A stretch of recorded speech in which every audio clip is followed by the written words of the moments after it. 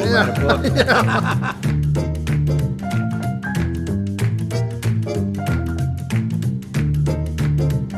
Welcome to the Supper Club. My name is Joe Fresta, and I'll be your host.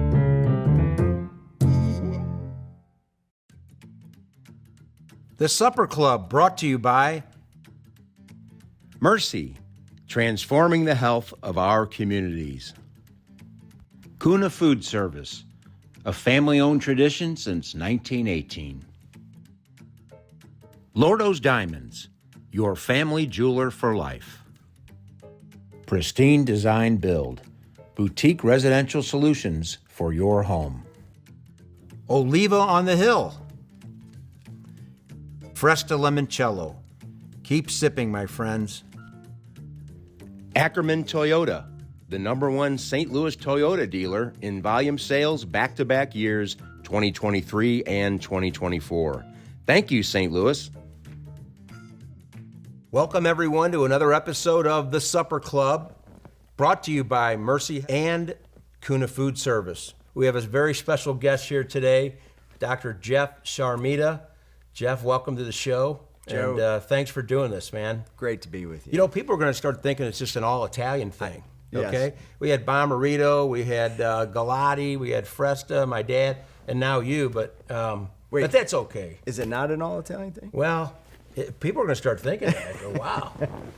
But tell me, you're a cardiologist by trade. Yes, sir. And for the love of it, too. I mean, you really enjoy what you do. But now you've taken on another role, and with Mercy, talk a little bit about what you're doing currently. Yes. First and foremost, my passion is always caring for patients. Sure. So my favorite job is being a cardiologist. I have been almost 17 years with Mercy here in St. Louis, and just had the opportunity to care for so many thousands of wonderful, great people in the community. Through happenstance, opportunities, interests over the years, I've really delved more into the business aspect of healthcare. And I always get the question, what do you like more? And I tell people, it's an impossible question. So today, I focused more of my time on the business aspect. But really, when I say the business aspect, I look at it as, how do I take the opportunity to impact more lives? Sure. Tens of thousands of lives by making some of the decisions and creating some strategies that ultimately open up more access for more people. Yeah, and that gets into the whole, we talked briefly on the phone, the whole telehealth thing that's come about, trying to reach people in those rural areas, which is another, you guys were on the cutting edge of all that. Talk about that a little bit, even though you guys are expanding all over the place. Yeah, if you go back a little bit more than 10 years, if you look at Mercy's jump into virtual medicine, telehealth, telemedicine, here in St. Louis, we built the first ever virtual care hospital, a hospital that was built that doesn't contain a single physical patient, but yet has hundreds of providers. Today, ironically, but not coincidentally, our CEO of the system, our senior leadership team, still houses our offices there, really as a symbolism that to us that we're dedicated to care for patients in every community we serve. Those that walk into Mercy facilities, but also those that might not have the resources to, might not have the transportation to. Those that live in our communities, we are going to need an infrastructure to be able to accommodate anyone and everyone, whether they have means or not. Virtual care, telehealth care, is certainly one of the easiest avenues, modes to be able to get to most people. Yeah, it's an interesting concept, but it really does. It brings people don't have to have a hard time getting into the city or whatnot. They can just get on their computer screen and get a checkup or diagnosis or whatever they need to do, and they're on their way and not have to really worry about a commute. But that really goes back to the sisters, right? That all started back in, gosh, was that 100 years ago, maybe? Almost exactly 200 years 200 years ago. 1827. Yes. The Sisters of Mercy. Yes, correct. The Sisters Talk of Mercy. a little bit about how that all started with them when they first came here and decided to do what they did. Yeah, it's a great story, really. Yeah. Nearly 200 years. We'll be celebrating our third century of care here in just 2 years from now. But back in 1827, Sister Catherine Macaulay in Dublin was given a, in today's terms, inheritance of a worth about $5 million. And she, in turn, decided she was going to spend every cent of that money to care for women and children and those that were less fortunate. And so really our ministry today exists because of one woman decided to use her money to care for the poor. And Right. it started in education and care. If you look at then from there, Catherine figured out if I was an official woman of the church, Yeah. it would be easier to help more people around the world. From there, as official sisters of the Catholic Church, they continued to care for people in Ireland, the Sure. sick, potato famine, you name it. Right. But they also began to come to the United States. Pittsburgh was their first place. Oh, it was. Okay. And then they traveled generally by train to communities in the Midwest. And that's how we were founded. And those principles today still exist. In every community we serve, we deliver more babies than any other health system. If you look at financial aspects, business aspects, that's not usual oftentimes. But for us, it represents our commitment that our founders, that our system was built upon caring for women and children and the poor. So today we're still a nonprofit. We'll take care of anyone in any community. And ultimately, when you look at 2025, Yeah. that's where you bring in technology like telehealth and telemedicine and say, how do you ultimately reach those that don't have the ability to come to our big facilities? Yeah. Born in Racine, Wisconsin, home of the Bells. Yes, the sir. Racine The Bells, Racine right? Bells, yes. From the famous movie League of Their Own, right? No doubt. Yeah, great movie. But and then you decided you went away to university at St. Louis University, and that's what brought you to St. Louis, correct? Yes, I remember my first time visiting was the flood of '93. Oh, wow. And I finished my junior year in high school, came with mom and dad, and I fell in love with the city. Yeah. I knew it then. I applied to 2 schools. St. Louis University was one of them. Got into both, but I knew I was coming here. There was something about St. Louis I knew I would never leave. What was it? What was that trigger that just? You know, it's interesting when you look back to the summer of '94 when I officially moved here and have never left. Right. More than 30 years later, you look at the city and how different it was. I think it was the people. I felt a connection to the people. There's a lot of similarities to the Milwaukee area Sure. where I was from. There's a lot of great Italian heritage, to be honest, and that was a really important part of my life. I've heard that. Yeah. A few years later, moved to the Hill. Yeah. And today, although people generally ask where you went to high school, and I didn't go to high school here, being a part of St. Louis is such an important part of my life and my family's life. And so then in 2012, you become chief of cardiology? Yes, sir. Okay. So that was really by accident also. Yeah. Because you really just love caring for people. And then, of course, how did that happen? They came to you and said, hey, look, Jeff, we really like to see you, take on this role.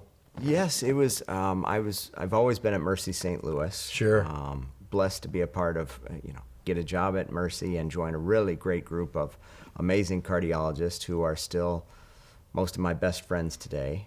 And we very quickly went through a period of rapid growth.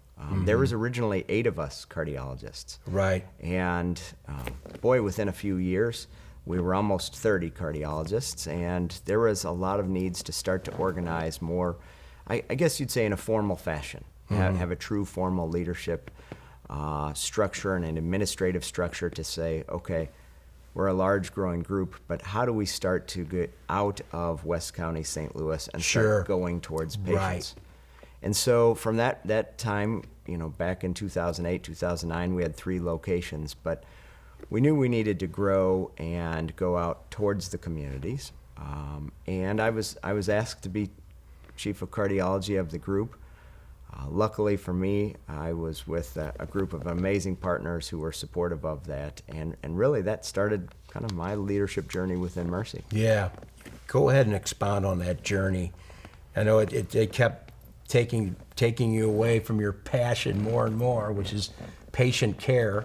But, you just started wearing, different Multiple hats as you went. Yeah. Well, first of all, just with my cardiology leadership position, boy, we all really had a blast. Yeah. And we had a blast. And when I say we, the physicians, the nurses, the staff, and the community, saying, "Hey, we have something special here. We can provide more access and more availability for people to get heart care, preventive heart care, congestive heart failure, you name it."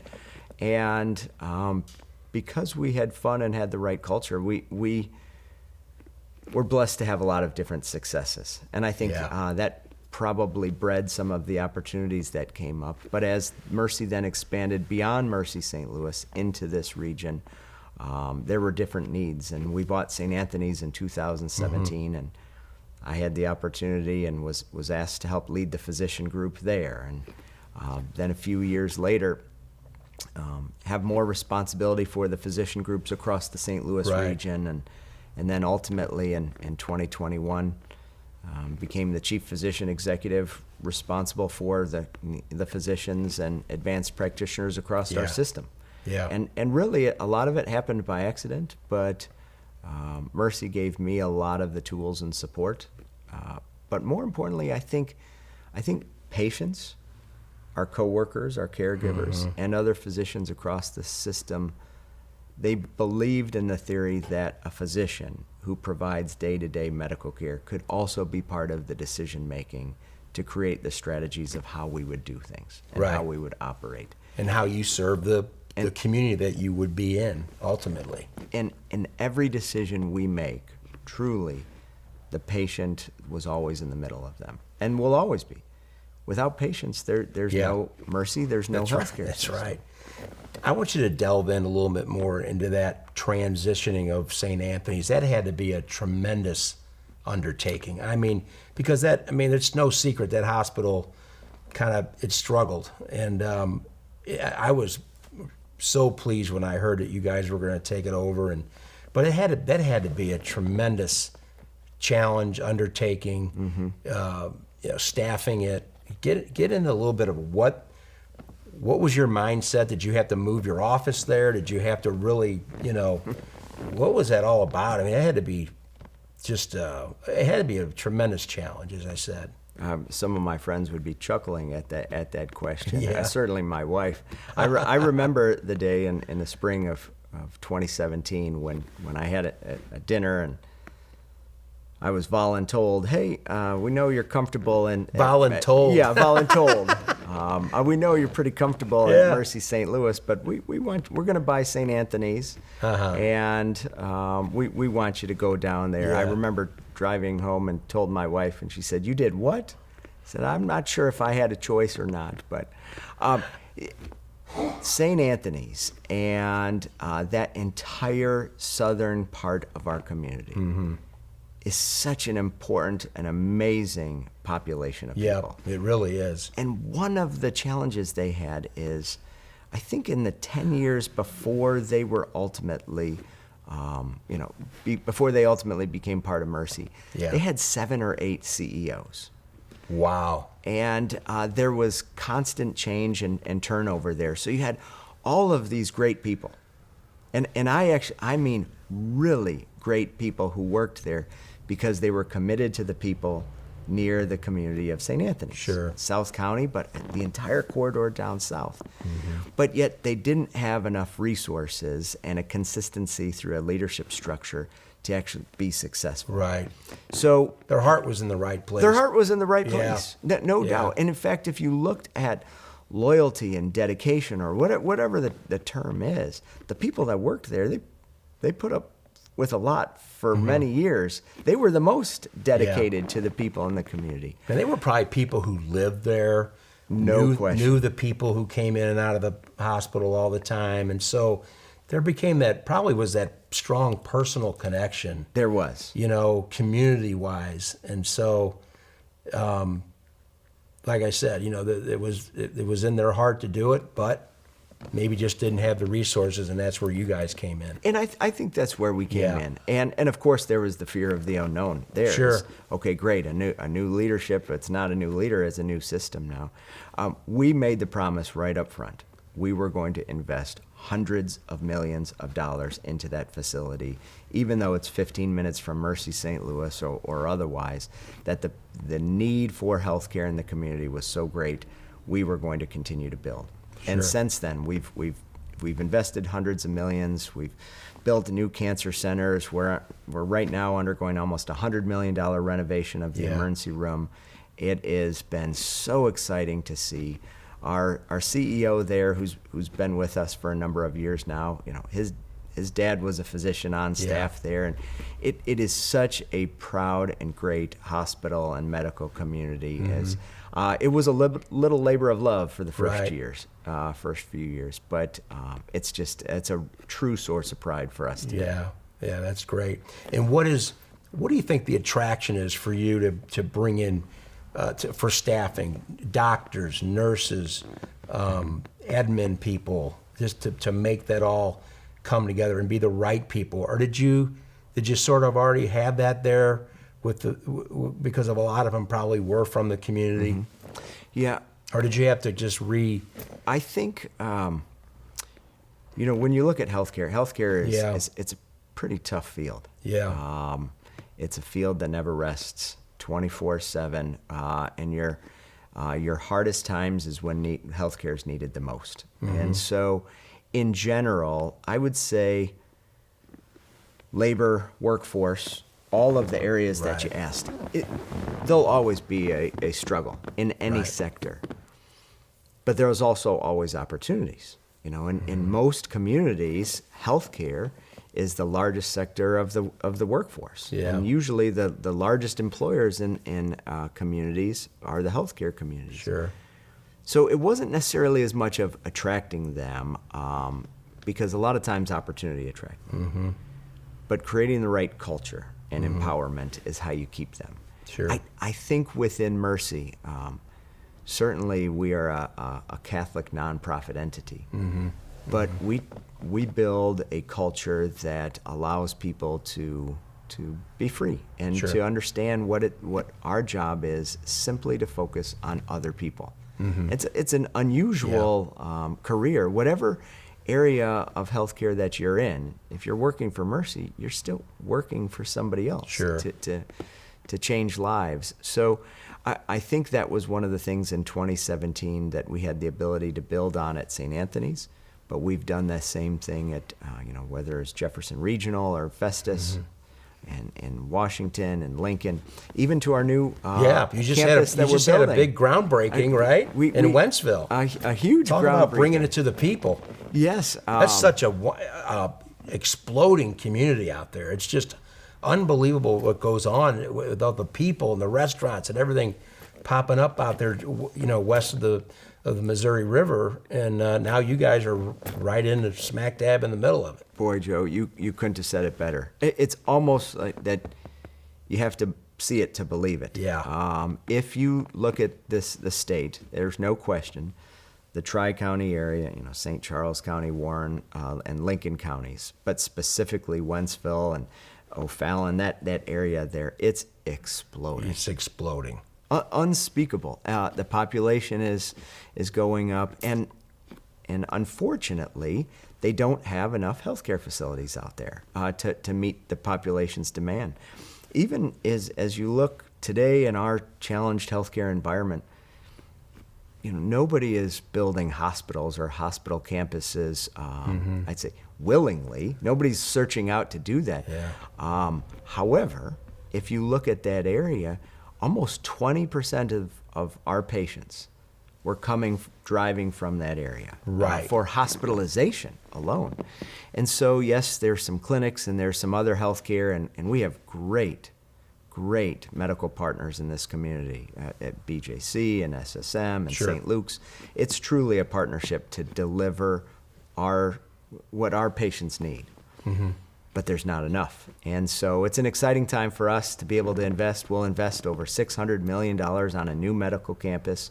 We'll bring those technologies, that telehealth, Right. Emergency services, new cancer services, heart services, you name it, to an area that is getting good medical care today. We'll just have access to a lot more tomorrow. Yeah. It probably took a little bit of the burden away from Mercy St. Louis, right? Yes. Because a lot of those folks were probably coming in to go there, but now you can kind of spread it out a little bit, and gives the people at Mercy St. Louis a little bit of a breather, a little more breathing room, and and room to operate a little bit better, serve their patients a little better. That is absolutely astute observation. 1 in 7 of our hospitalized patients at Mercy St. Louis in Creve Coeur, 1 in 7 comes from the Tri-County area. Yeah. And they drive in 30, 40, 50 minutes from that area. So if you can imagine, and all of our big hospitals are full. Yeah. But if you can imagine, number one, the relief of those patients to say, hey, you're not doing well, you're sick, you need surgery, whatever it is, you don't need to drive 45 minutes. Sure. But then for us to create a little capacity. Yeah. Capacity to renovate what you have, bring new technologies, give you a little breathing room. I think that's what you were saying. Unburden some of your other locations a little bit. No question. I'm sure the clinics help out too. I know you've got a number of clinics all around the Missouri area, right? And yes, my that gosh. helps out. But in St. Louis, we have more than 300 clinics, and that really, I think, is, if you look at clinics where the people live, augmented by technology and telehealth, and hospitals for the sickest patients. How do we take myself or you or our family members and say, we don't want you to have to come to the hospitals. We're going to work on preventive care. We're going to work on proactive care so you don't get sick. yeah, But if you do, we'll have the right technology and we'll make it the right experience. Yeah. For everything else, we'll come to you. Yeah. And I think that's the recipe for success. yeah. That's Dr. Jeff Ciaramita. I'm Joe Fresta. We'll be right back after these messages. Kuna Food Service, providing quality food to people across the Midwest, is part of our rich history at Kuna because food brings people together. We specialize in having a large variety of food products and food supplies, catering to an array of businesses that turn to us. Kuna Food Service, a family-owned tradition since 1918. Cook dinner and pick her up from soccer practice.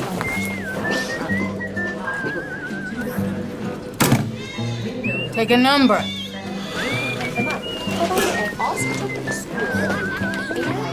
Nobody likes to wait. Mercy is eliminating the wait for great health care. Our online tools mean you can get the care you need now. Mercy Now. More of what you need now. Oliva on the Hill. It's Italy in the city. With exquisite old world charm, this ideal setting is perfect for your next special event, wedding, just having lunch, or enjoying Wine Down Wednesday and the Antique Market. Check it out, olivaonthehill.com. Lordo's Diamonds, your family's jeweler for life. Family owned and operated for over 70 years, specializing in engagement rings, fashion jewelry, gemstones, and in-house jewelry repair. Relaxed, friendly atmosphere, competitive pricing, and a selection second to none. Conveniently located just west of the Galleria on Clayton Road. Lordo's Diamonds, your family's jeweler for life. LordosDiamonds.com. Joe Fresta for Fresta Limoncello. My handcrafted small batch citrus liqueur is perfect for sipping or pouring in a cocktail. All natural, gluten-free, Fresta Limoncello is sold at Schnucks, Dierberg's, Straub's, Total Wine, and local restaurants. Fresta Limoncello. Keep sipping, my friends. Welcome back to the Supper Club. Again, we're with Jeff Ciaramita, doctor in cardiology at Mercy, the largest health provider in Missouri. Talk a little bit about another hat you wear, Chief of Development? Yeah, that's an interesting one, isn't Yeah. it? I have a lot of great opportunities that have been afforded through Mercy, but one of them is kind of what we were talking about before. Sure. Being responsible for developing a lot of the strategies of clinical programming. What do we put and where? A little bit more unusual. So I'm responsible for the foundation and philanthropy and grants across our system. Now that might seem interesting, but really when you look at what are the strategies of care that we'll bring to people, every strategy has to be through partnerships. Sure. And so part of my role as Chief Development Officer is to understand what are the needs in the communities. Maybe it's heart care, maybe it's autism care, as we look to massively expand our autism clinic in this community. A lot of that was through philanthropy and partnerships with families, foundations, corporations, even the government. And really, once you start to link those two together, it's actually a logical and really seamless role that I have, is that you can start to mirror what are our broad needs in the community, and ultimately, how could we potentially bring that care there, and what would be needed from a philanthropy, donation, development perspective. So that is a new role I took on last year, and I love it. Not just getting to meet with donors, but you have people in every community. St. Louis is full of people who are ready, willing, and able to say, how can I help? I want to improve healthcare. Let's bring more research. Let's bring more access. Actually, through your Cancer Care Network? Yeah, Cancer Care Foundation. I should have thought about it. You tell us about Well, that, because I've been a patient at Mercy myself since I was 25 years old when my first diagnosis with cancer. And so I had that time, and then another episode 13 years later, I was 38. They saved my life again. Dr. Needles was great. And now I have Dr. who's just been tremendous, become a great friend. See him every 6 months to check me up and everything. So, and that's voluntary. But yeah, I was very fortunate, and through the care of Mercy, and was able to go on and live my life. And so it was time to give back a little bit. And so I decided to start a foundation where I would help people who become financially devastated through cancer. A lot of people don't realize there's that piece that does happen quite often. And so you guys have been a great partner with that. Your social workers at the Pratt Cancer Center, helping me direct those funds to the right people. I don't get to meet many of them. I wish I could meet a lot of the patients, but through the HIPAA laws, that's not possible. But I've had the opportunity and the good fortune to meet a handful of them that had agreed to take part in some of my events. So again, it's just been a great partnership going to the philanthropy piece. I do have my own personal experience with that, and it's just been wonderful. And it's as rewarding as it really gets. is. Just like you with cardiology. I mean, talk to me. Yeah, I mean, we both share that. I mean, I'm not a doctor, but it's so rewarding, right, to be able to help people, or to maybe save their life, or maybe relieve some of the stress of having a cancer diagnosis or a heart, some sort of a heart episode. Talk about that a little bit. How that is. I'm sure you get to know the families. Oh gosh, yeah. It's yeah. I think as humans, we all just want to make an impact in people's lives. When you get to care for people, there's no feeling in the world like it. Last week, a friend reached out and said, "Hey, I have a close friend who's struggling. Yeah. Would you mind taking a look?" And so I had a chance to see the patient. And at the end, he stood up, his son stood up. They had come in pretty desperate. Yeah.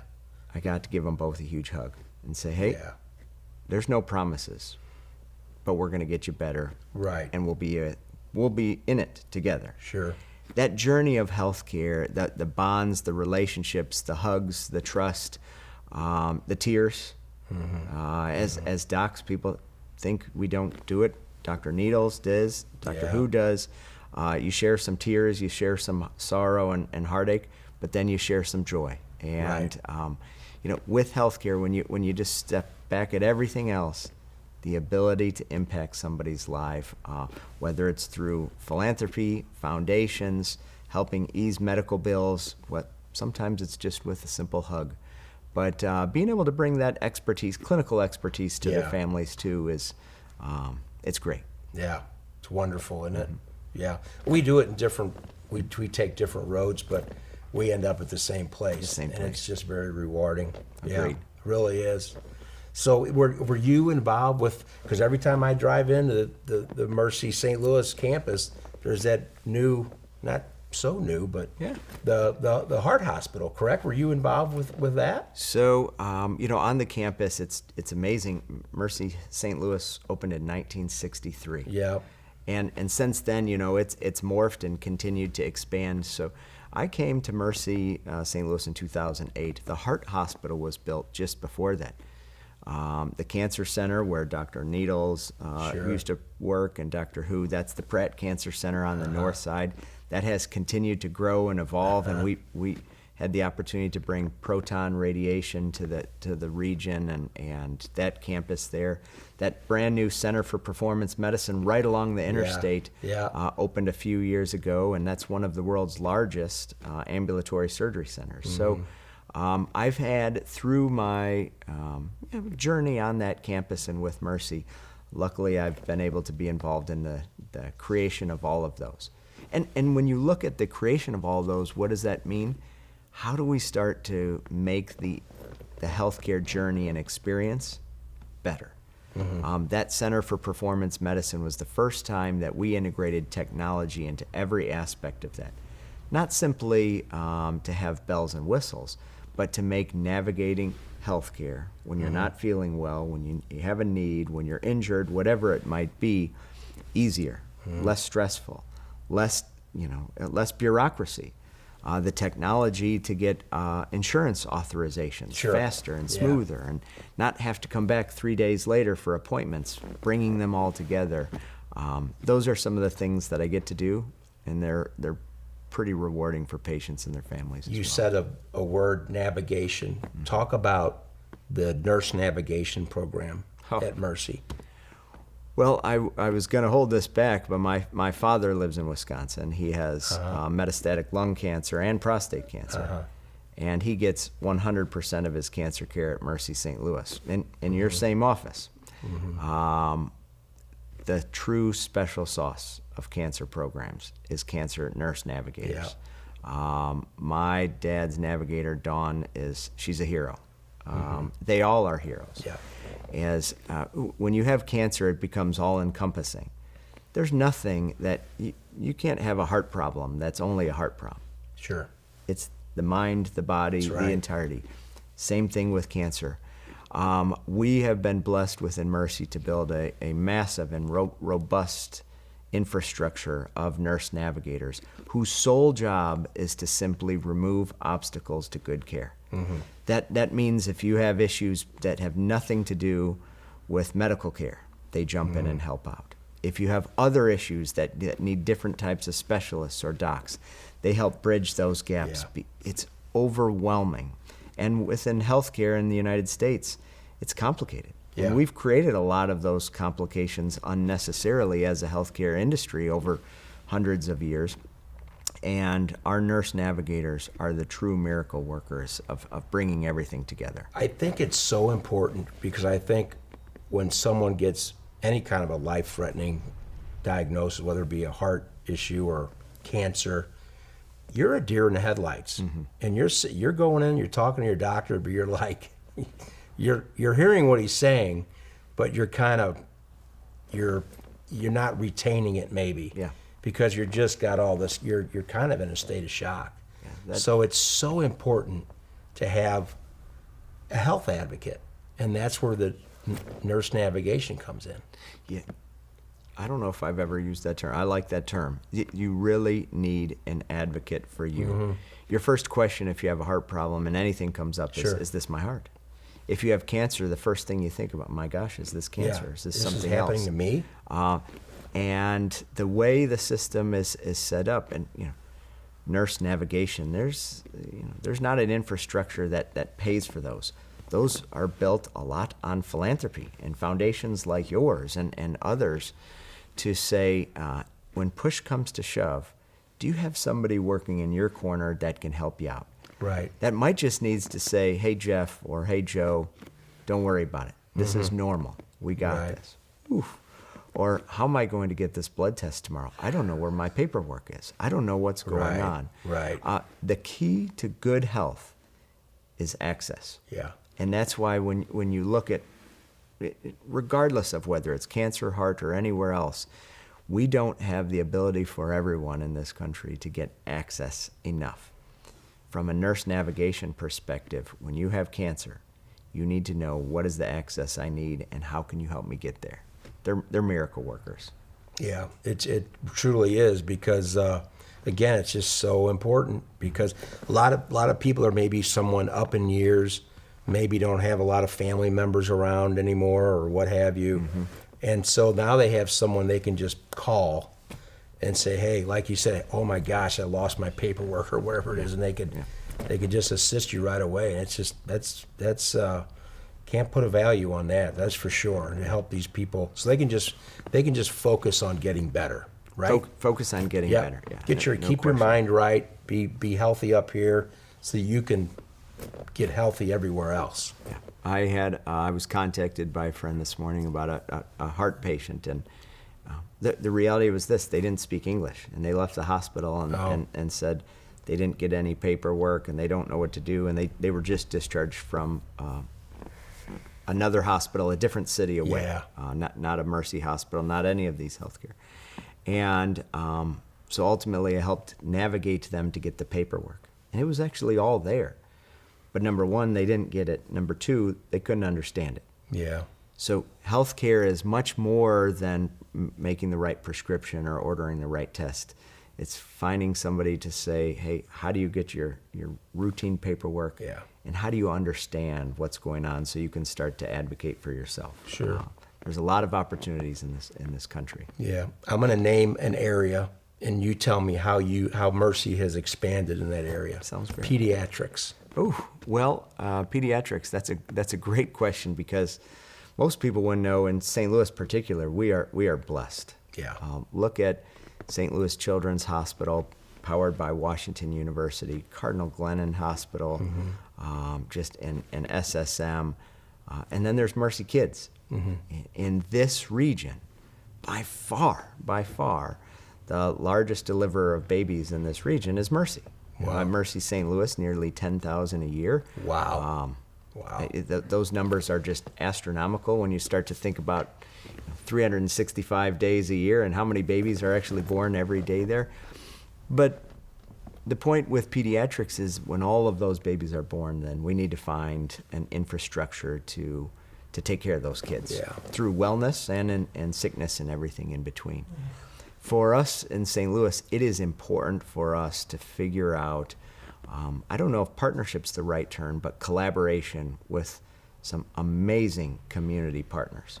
So one of the things that I do, for instance, is create those collaborations and ongoing discussion with our Washington University partners, with our SSM and Cardinal Glennon partners to say, how do we make sure we are delivering the right breadth of specialty care and hospital care to all the kids in the region? So you guys all talk to each other. We all talk. You collaborate. You exchange ideas. No question.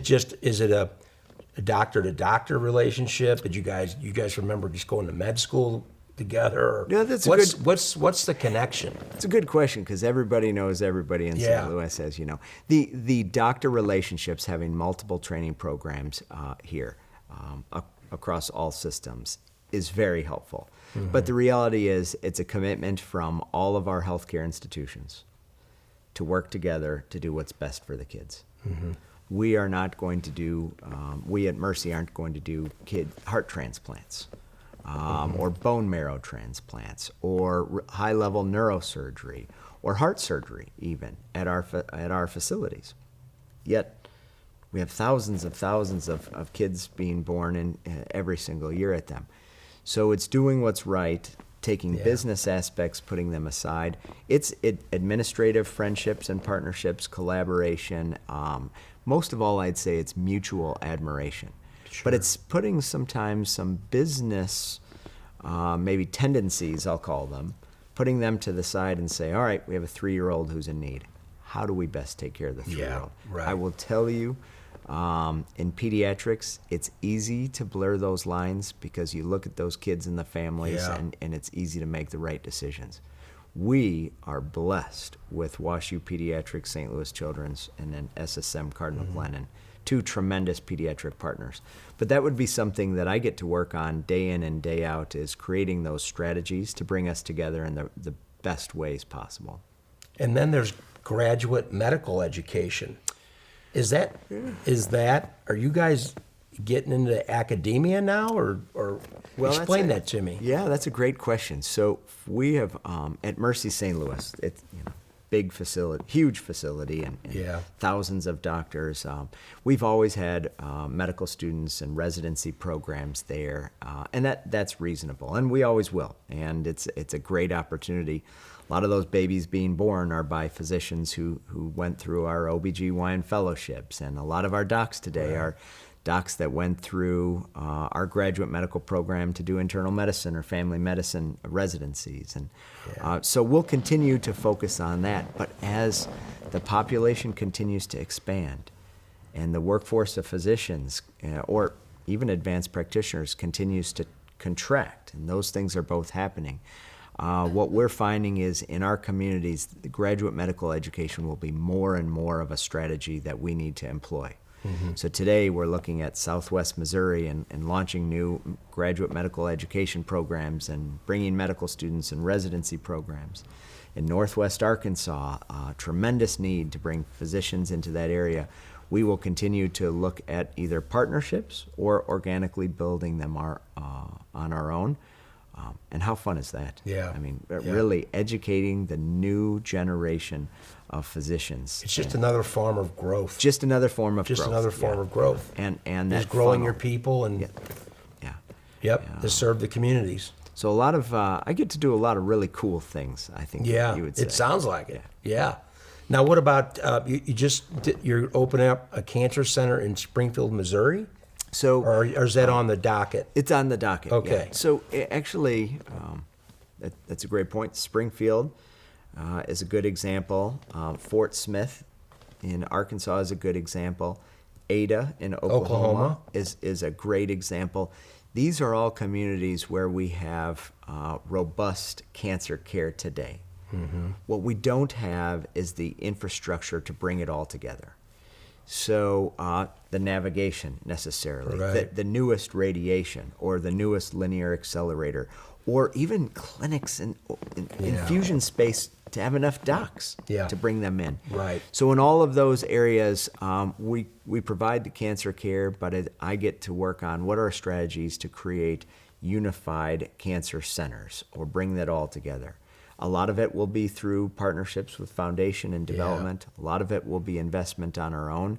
But there is tremendous need, not just from those cities alone, but from all of the catchment area to there as well. So those are the strategies I get to work on. And once you start dealing in the cancer world, there's not much more rewarding than that, in my opinion.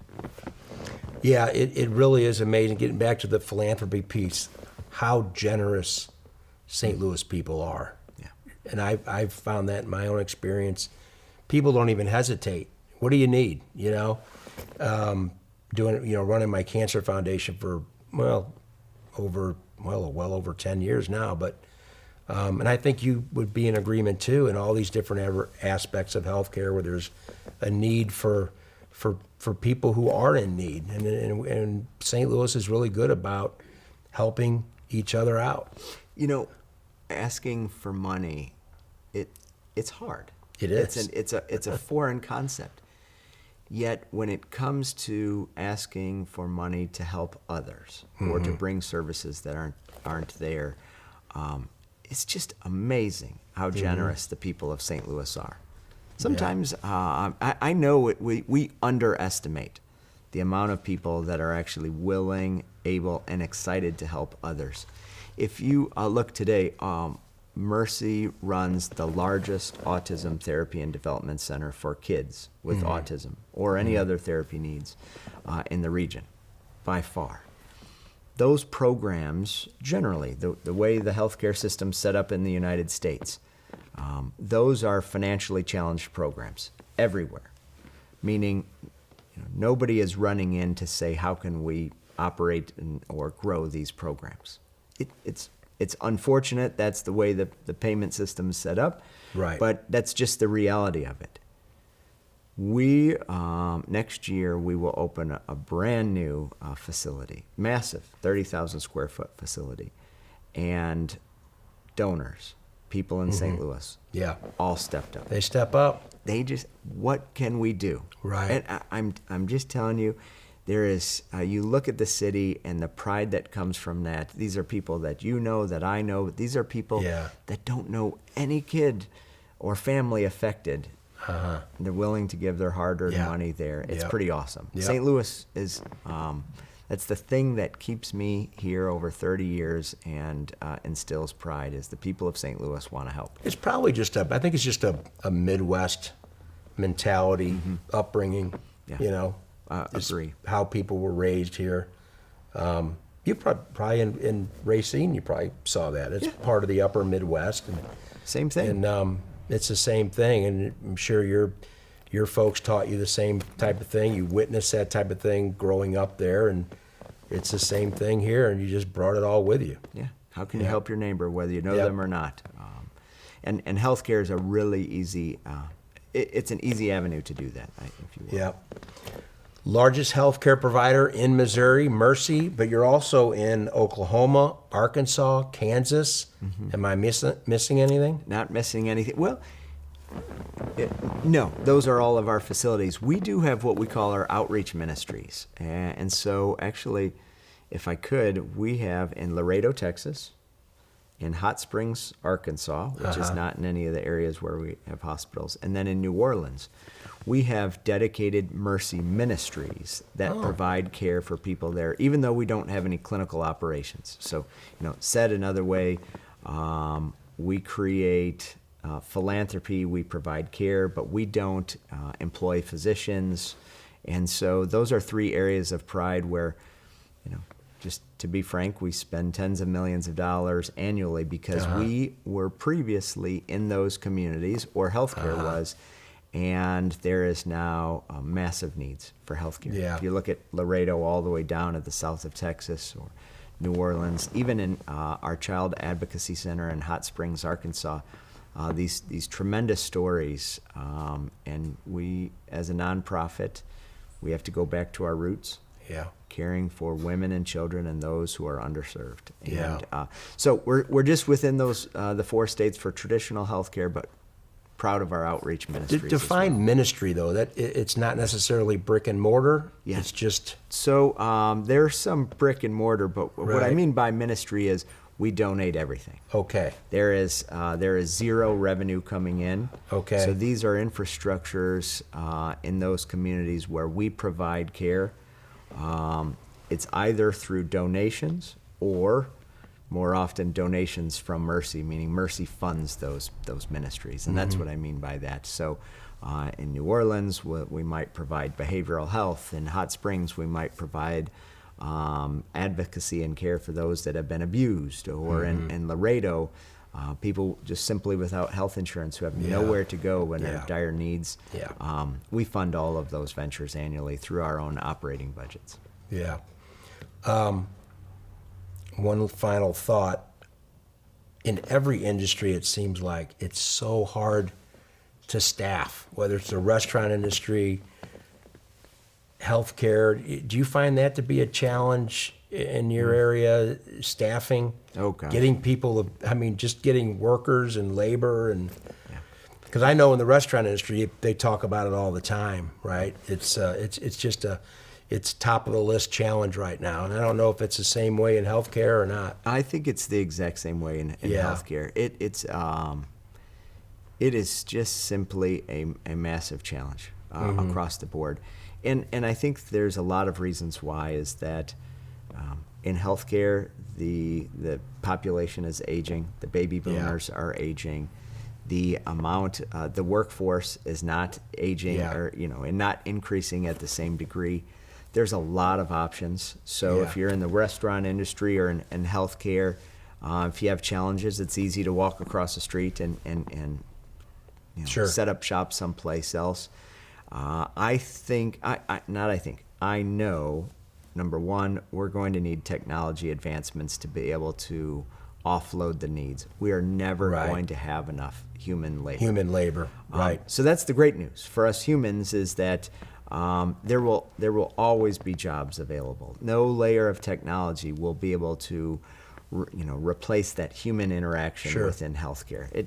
There will always be needs, yet we're going to have to find those technologies and anything we can do to augment the human resources that we have, because it's just not enough. A technology buzzword right now is AI. Yeah. Is AI becoming a bigger asset to healthcare? AI will be critical to healthcare. Yeah. I feel like there's this underlying worry that, AI will replace X, Y, Z.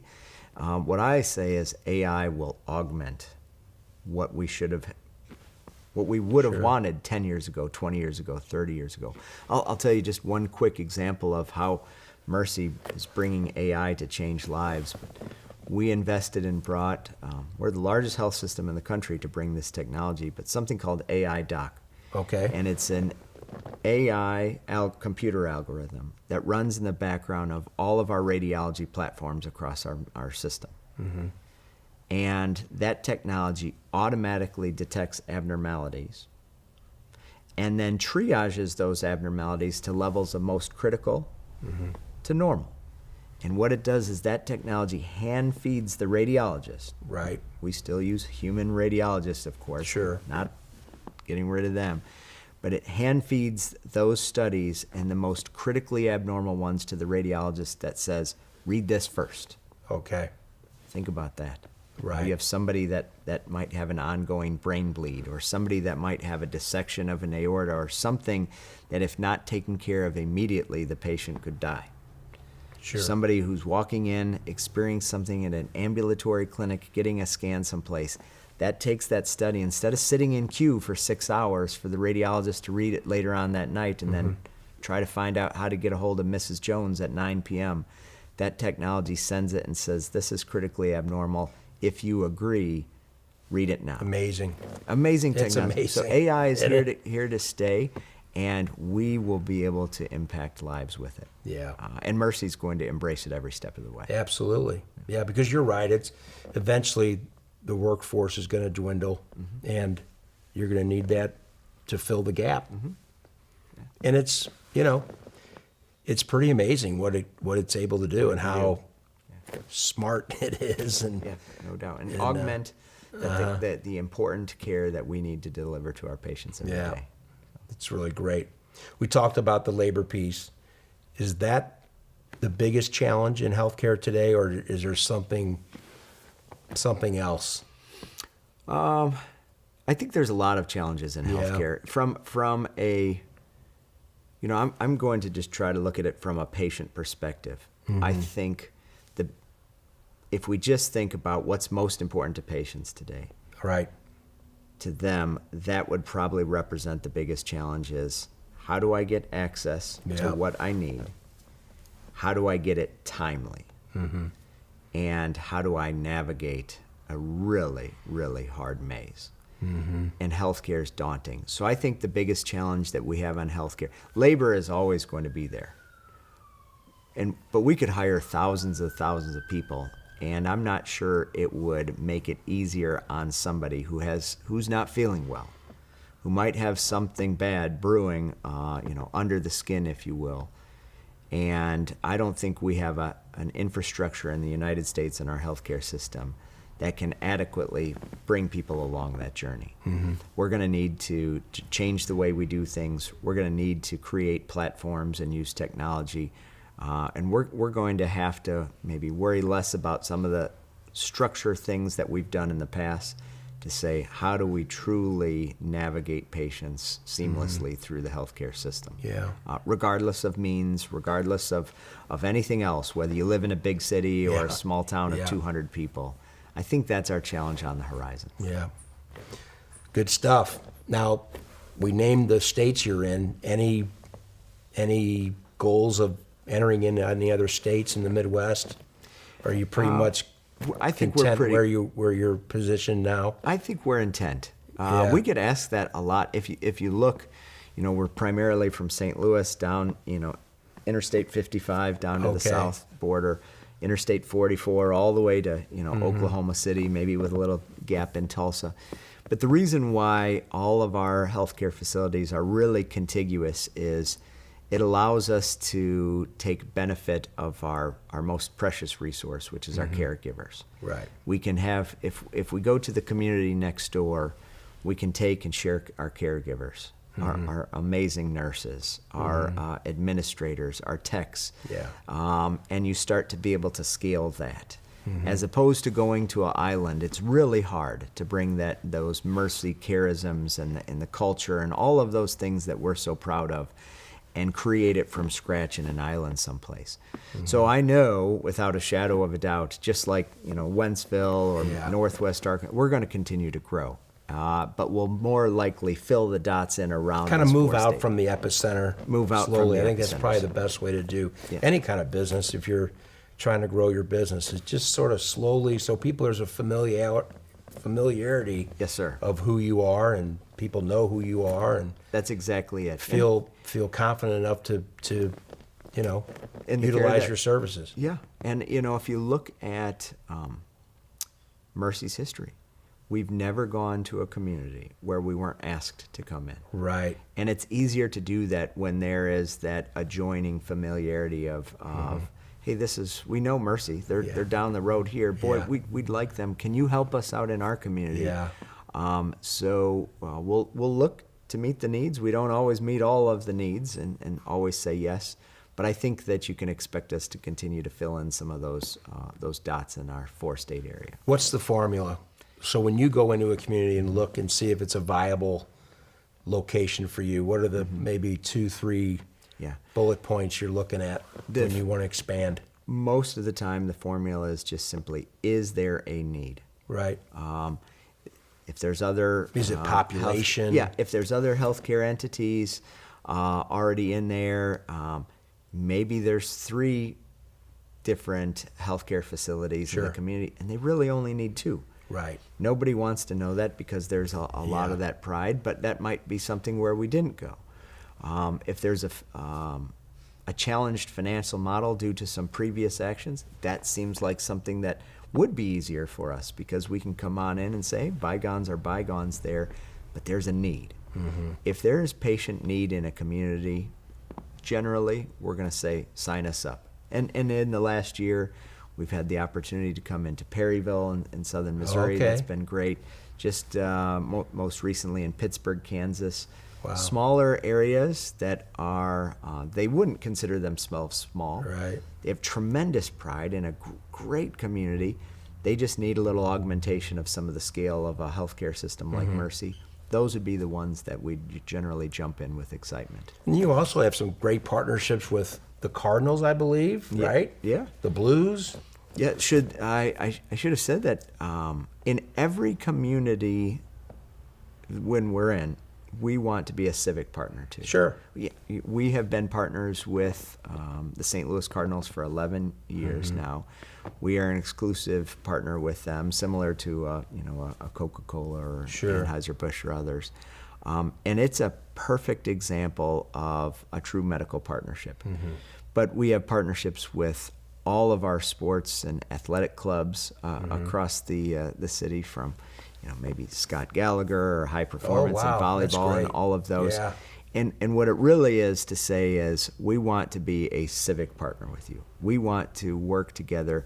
We'll provide your care or athletic trainers or physicians, but we also want to make St. Louis a better place. Yeah. And so it won't simply just be through business transactions that you can do that. And not just St. Louis. You know, maybe it's Springfield, Missouri, but maybe it's Fort Smith, Arkansas, or Ardmore, Oklahoma. In all of those communities, it will be important for us. How do you build relationships with those that have a mutual commitment to build the city and community? Yeah.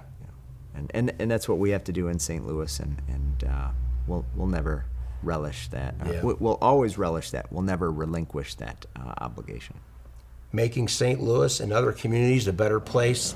Mercy, Dr. Jeff Ciaramita, Senior Vice President, thank you for doing this, man. I really appreciate it. The pleasure was all Yeah. mine, Joe. Thanks again. Yo, you got it. The Supper Club, brought to you by Mercy, transforming the health of our communities. Kuna Food Service, a family-owned tradition since 1918. Lordo's Diamonds, your family jeweler for life.